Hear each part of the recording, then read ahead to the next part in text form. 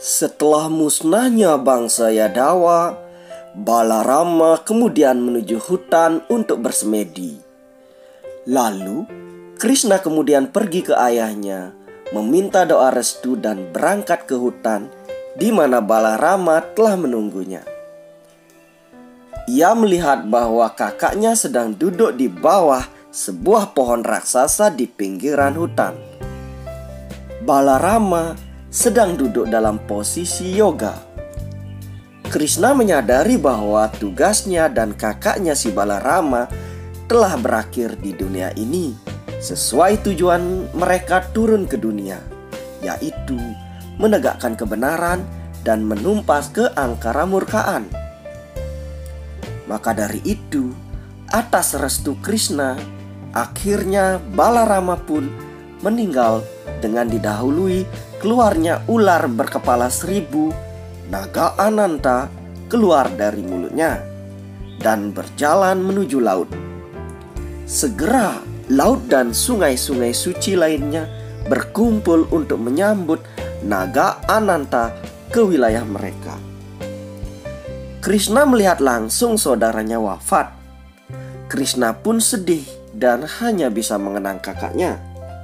Kemudian setelahnya Krishna mulai mengembara di hutan. Akhirnya ia duduk di tanah, mulai berpikir tentang kutukan Gandhari dan menyadari waktu kematiannya telah tiba.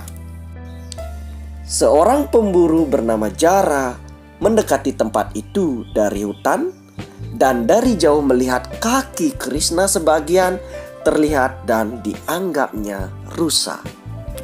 Wajar saja karena sebelumnya Jara melihat rusa sedang berlari saat mau diburu, yang mana rusa itu lari ke arah Krishna berbaring. Jara kemudian mengambil anak panah di mana ujung panah ini terbuat dari sepotong besi kecil yang sudah ditempanya dahulu, yang didapat dari perut ikan. Sepotong besi ini adalah sisa dari penghancuran senjata Mosala yang dilahirkan oleh Samba. Samba ini adalah putra dari Krishna dari Jambawati.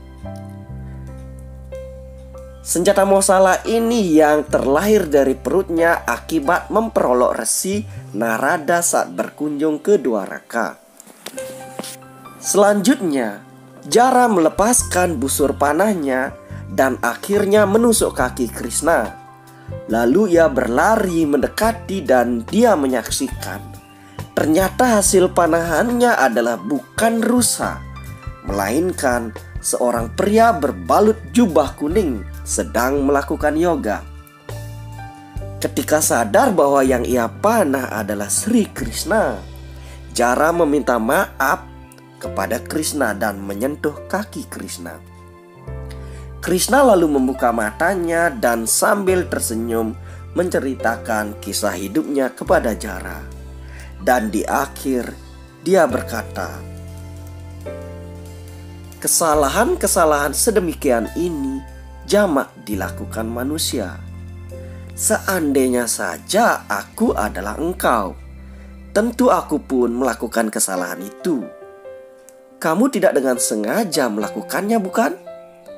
Jangan dipikir, jangan disesali. Kamu tidak tahu sebelumnya aku berada di tempat ini. Kamu tidak dapat dihukum secara hukum moral. Aku mengampunimu.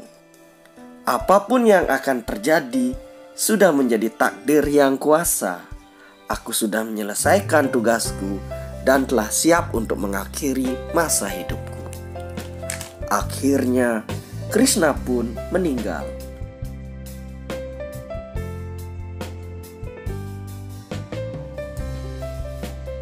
Jiwa Sri Krishna menuju ke sorga sehingga menghiasi seluruh langit dengan kemuliaannya. Hal ini diyakini bahwa Sri Krishna hidup di bumi dengan saudaranya si Balarama selama 126 tahun lebih 5 bulan. Menurut peneliti, ia menghilang pada tanggal 18 Februari 3102 sebelum Masehi.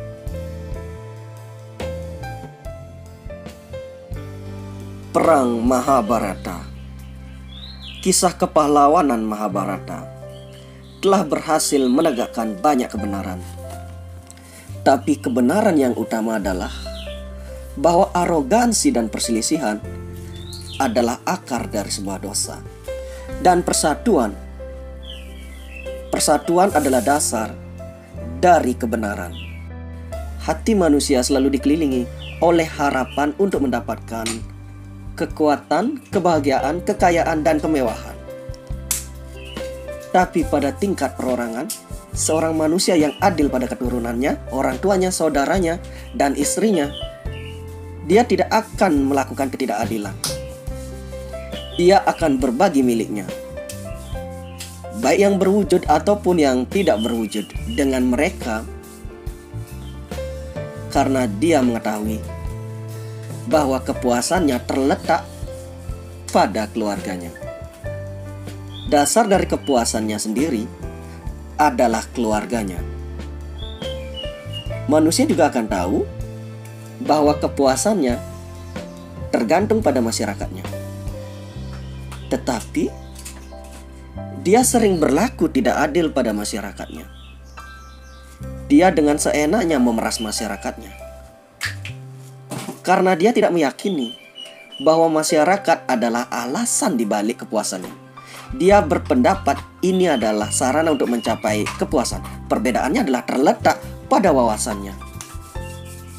Tetapi ketika manusia mau menyadari bahwa seluruh alam semesta ini adalah perwujudan yang maha kuasa, maka setiap makhluk adalah bagian dari yang kuasa sendiri.